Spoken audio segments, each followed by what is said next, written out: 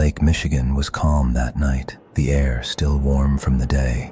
Teenagers from Manistee, Michigan, had gathered at a sandy beach called First Street, a place for laughter, swimming, late-night dares. But one of them would never come home again. His name was Terry Sutter. He was only 15 years old. Terry wasn't the kind of kid people expected to end up in a newspaper headline. He was funny, athletic, popular with friends. That Friday, he told his mother he was heading out with a group, the same way dozens of kids did every weekend. There was nothing unusual, no warning. But in the early hours of September 1973, someone found him on the sand, face down, unmoving, already gone. At first, people thought maybe it was an accident, a boy who drowned, maybe too much beer, too much fun, a swim gone wrong. But the autopsy told a story no one was ready to hear. Terry hadn't drowned, he hadn't hit his head, he hadn't had a heart attack. The cause of death, written down by the medical examiner, was something so strange, so rare, it left investigators stunned. Massive inhalation of sand. Try to picture that for a moment. A 15-year-old boy, lungs completely filled with sand. Not a little bit, not a handful, enough to choke the air from his body, enough to block every breath. How does that happen? Who dies that way? On an open beach? Police began asking questions. Was it a freak accident? Did Terry collapse, face down in a dune, and suffocate before anyone noticed? Or was this deliberate? Someone forcing him down, holding him there, pressing his face into the sand until he couldn't breathe? It didn't take long for whispers to spread. Terry was murdered. Witnesses remembered seeing something strange that night. A group of people near the edge of the beach, around a car. They weren't laughing, they weren't talking. One described hearing the heavy slam of a trunk closing. Another claimed it looked like they were carrying something, or someone. But the darkness swallowed details, and in the 1970s, there were no cell phones, no instant recordings, just fragments of memory. By the time police arrived, the scene was already contaminated. Curious teenagers, worried parents, neighbors all crowded the beach. Footprints covered the sand, cigarette butts littered the ground. Evidence slipped away with the tide. Terry's injuries deepened the mystery. Bruises marked his body, scratches on his face, his arms, signs of a struggle. If he'd simply fallen, why the marks? If he'd stumbled into sand, why were his shorts partly torn? His personal belongings scattered. And then there was what was missing. Certain items, his house key, small things from his pockets, were never found, as if someone had taken them. As if someone wanted souvenirs. The official ruling never satisfied anyone. To call it an accident felt insulting. To call it murder demanded proof police didn't have. So the file lingered, open but stagnant. For Terry's mother, the days became torture. She would sit by the window, waiting, as if her son might walk home at any moment. The family begged authorities not to let it go cold. But time, cruel as it is, kept moving. Decades passed. The beach changed. Generations of kids went swimming in the same water, never knowing the story under their feet. But for locals, the name Terry Sutter still carried a chill. Because the truth is this: Terry's case has never been solved. Years later, investigators revisited the evidence. They interviewed classmates, friends, even old witnesses who still remembered that night. Some believed Terry had gotten into a fight. Others swore he was targeted. And some thought it was all a prank gone wrong. Teenagers daring each other, not realizing the risk until it was too late. But the sand detail never let go. How do you prank someone into filling their lungs with sand? How do you force that without intent? It always came back to the same word: murder. Think about it. Someone had to pin him down. Someone had to ignore his struggling, his gasps, his muffled cries. Someone had to keep pressing until the fight in his body stopped. And then they walked away. Some theories turned darker. There were rumors about older boys, people with grudges, even adults who had been on the beach that night. A man known for violent behavior, seen nearby, never fully questioned. Another story about a group fight where Terry was outnumbered, but none of it held together in court. No witnesses willing to sign their names, no fingerprints, no murder weapon, just the endless silence of sand. In 2021, nearly 50 years later, Terry's story resurfaced in local news. The police acknowledge the case remains open. His family, those who are still alive, begged again for answers. They said, "Don't let him be forgotten," because for them, the wound never healed. How could it? One moment, their son was alive, full of teenage energy, teasing his siblings, planning his future. The next, he was gone, suffocated in one of the most bizarre and terrifying ways imaginable. If you go to Manistee today, you can still find First Street Beach. On a bright summer afternoon, it looks ordinary. Kids laughing, waves rolling in, seagulls screaming overhead. But if you walk alone at night, when the beach is empty and the wind rattles through the dunes, it feels different.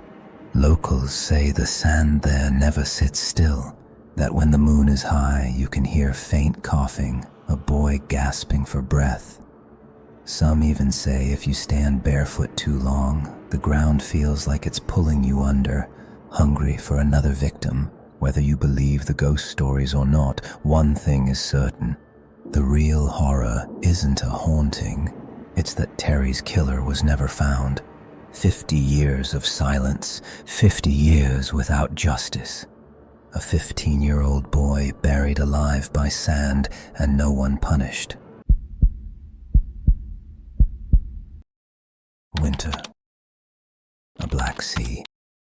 A lighthouse carved into rock like a tooth in the jaw of the Atlantic. They called it Eilean Mor, the largest of the Flannan Isles, far off the coast of Scotland. 3 men lived there in shifts, tending the light so ships could live to see another dawn. Their names, James Duckett, Thomas Marshall, Donald MacArthur. Experienced, tough, the kind of men who knew how to listen to weather. Pause. They were supposed to be there when the supply ship came, but they were not. December 1900. A steamer passing in bad weather notes something wrong. The lighthouse is dark, no beam sweeping the sea. That message reaches the Northern Lighthouse Board, but storms delay the relief boat. Beat. When the tender Hesperus finally makes it out on the 26th of December, the captain tries the horn, fires a flare. No reply. No keeper at the landing, no flag on the pole, only waves grinding the stone. A small boat goes in. The relief keeper, Joseph Moore, climbs the path alone. He finds the gate closed, the main door closed. Inside, the beds are unmade, the clock is unwound. Lamps are cleaned and filled, as if the night had been prepared for. 1 set of oilskins is missing, 2 are not. Pause. The lighthouse is warm with human order, but empty of humans. Down at the west landing, the rocks tell a rougher story. A storage box high above the waterline splintered open, its contents thrown, iron railings bent, a track wrenched from concrete, turf ripped from the clifftop as if a giant hand had clawed it. The east landing is calm, the west mangled. The sea had come high and hard, or something had. The superintendent, Robert Muirhead, arrives to investigate. He knows these men. He hired them. He studies the clothes left behind and writes what he thinks happened. Duckett and Marshall went down to the west landing. MacArthur, perhaps seeing trouble, left in his shirt sleeves, no coat, no oilskins, to help. Whoever left last left the light unattended, against the rules. Soft, and then nothing. Officially, there is no body to bury, no blood, no footprints that last, only damage, wind, and guesses. People begin to talk, they always do. Some say a rogue wave reared up out of a calm moment and tore the men away, ironwork and all. Others say they argued and one fell, pulling the rest with him. In the years to come, the story will grow barbs. Foreign raiders, sea serpents, even voices on the wind calling the keepers' names. But the board will write a colder sentence, drowned by misadventure. The lighthouse goes back to work. The sea keeps its secrets. Let's walk the last day the way the facts allow. The light fails to show on December 15th. A passing ship logs it. Weather pins the relief boat in harbor. Days pass. When Hesperus arrives on the 26th, 3 obvious things are wrong. No flag, no welcome, no provision crates ready for resupply. Inside, time feels interrupted. A meal not quite cleared, a clock not wound. The domestic silence of people who meant to come back in a minute. Beat. They didn't. At the cliff's edge, the scene is violent in ways the sky does not explain. A box shattered 33 meters above sea level. Railings and a rail torn loose. A rock the size of a small car shifted from where a century of weather had left it. And up on the rim, more than 60 meters above the sea, turf peeled back 10 meters in. Hushed. Whatever hit this place hit it like a hammer. Could 3 men go down to secure gear, ropes, boxes, a crane, as a squall knotted itself behind the cliffs? Could a single freak wave rise, slam the landing, and yank them from the steps one by one? It has happened elsewhere. It could have happened here. The sea gives, the sea takes. Pause. But puzzle pieces keep sliding. Why was one set of oilskins still hanging if the weather was bad enough to tear iron from stone? Why was the lampwork done and tidy, as if someone had planned a calm night on watch? And why did no one on Hesperus find even a scrap of a man, not a cap, not a glove, on a rock that catches everything? Questions hang like mist over the lantern room. There's an old poem about this place, written after the fact, that makes the mystery into a haunting. That is what we do when we cannot carry randomness. We give it a face. We imagine whispers shaped like the missing men. We hear our names in the wind. But step back from the story and look at the map. These islands are a knife edge, and the Atlantic doesn't care if you are brave or careful. A safety line not tied, a boot turned on weed-slick stone, 1 man yelling and 2 men running to help. That's all it takes to make a legend out of 3 lives. Soft. And legends are louder than paperwork. The Northern Lighthouse Board kept the file. The names stayed. Ducat had a wife and 4 children. MacArthur, a wife and 2. Families learned to live with a sentence instead of a body. The lighthouse, meanwhile, did the one thing lighthouses must do. It kept shining. If you sail there now, if the weather lets you, Island Moor still looks like a story. The steps bite into the cliff. The tower stares without blinking. Pause. You can stand where the landing cranes once lifted crates of paraffin and flour and newspapers, and you can feel the place vibrate with what people have said about it for 100 years. But the most frightening version of the tale isn't the one with monsters. It is the one with physics. 1 wave, 3 men, no witnesses, a mainland storm delaying rescue, a dock lantern on a black sea.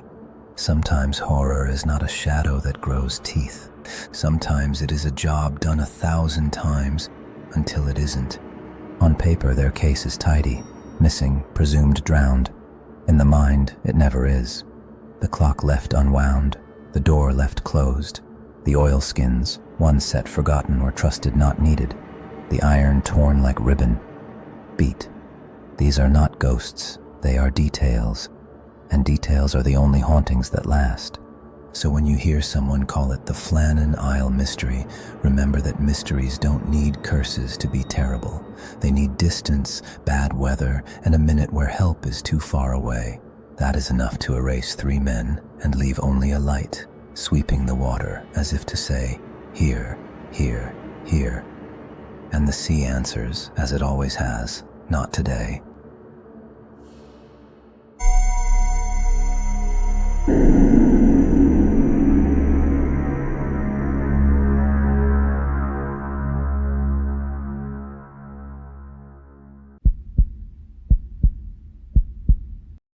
January 2013. Downtown Los Angeles. A budget hotel with a grand old name, the Cecil, standing on the edge of Skid Row. People pass it every day. Most don't look up. Her name is Elisa Lam, 21, a Canadian student traveling alone. Curious, bookish, a diary always in her bag. She checks in for a few nights, planning bookstores, coffee shops, the kind of wandering you do when a city is new and you are too. She phones home, she posts online, she sounds hopeful, and then she goes quiet. January 31st. A camera in an elevator records her. 4 minutes that will circle the internet for years. She steps in, presses buttons, peeks into the hall, steps out, steps back. Her hands move in quick shapes like she's trying to explain something no one else can see. The doors don't close. She hides, then looks again. And then, she's gone. Her parents report her missing on February 8th. Police search the hotel. Dogs sweep hallways and the roof. Nothing, or maybe not enough. Days pass. Guests complain. The water is weak. The taste is wrong. The color, not right. A maintenance worker climbs a steel ladder to check the tanks on the roof. Inside one of them, he finds a body. February 19th, 2013. It's Elisa. People ask the same question. How did she get there? A locked rooftop door, a heavy tank lid, a slim girl, alone. The coroner's report arrives. Accidental drowning. No evidence of assault. A note. Bipolar disorder. A significant contributing factor. The kind of line that sounds clinical, but carries a lifetime of meaning. If you don't know the Cecil, you should. It opened in 1924 with marble and mirrors, and then history bent. The Great Depression, Skid Row, a long ledger of tragedies. Jumps, overdoses, a falling body that killed a man on the sidewalk, even serial killers passing through. The building became a myth you could rent by the night. So when Elisa's story hit the news, when that elevator video went viral, the world connected the dots into monsters, ghosts, curses, conspiracies. But cops, doctors, and time pointed back at something smaller and sadder. A young traveler, unwell that night, in a maze of locked doors and industrial steel. Let's walk it carefully. The elevator footage, recorded February 1st, released February 13th to seek tips. Her behavior looks erratic, pressing many buttons, stepping in and out, making shapes with her hands. People online read it as fear, or play, or possession, but clinicians see something familiar, a potential psychotic episode. The coroner's line about bipolar wasn't random. Hotel logistics. The roof access is alarmed, but workers use alternate routes. Ladders on the tanks are exposed. The lids, heavy but openable. In that space, at night, you could climb, you could slip, and once inside, cold water, steep walls, and no leverage to climb out. Panic turns to exhaustion, silence. Still, there are details that won't stop whispering. Why didn't the dogs find her? Why didn't anyone hear? Why did the water taste wrong for days? Because the tank was sealed from sight, and sound dies on the roof. Because a hotel with a past like the Cecil invites stories, and stories breed faster than facts. Because grief hates the word accident. It wants a villain. Sometimes there isn't one you can name. The official answer sits in a few sentences. Elisa Lamb climbed into a water tank and drowned. Mental illness contributed. No criminal charge. Case closed. But for the rest of us, it's not. We replay the elevator. We imagine the roof, the wind, the city's neon buzz.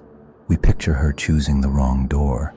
We picture her not choosing anything at all, just drifting through a night that got sharper, stranger, until steel and water took her in.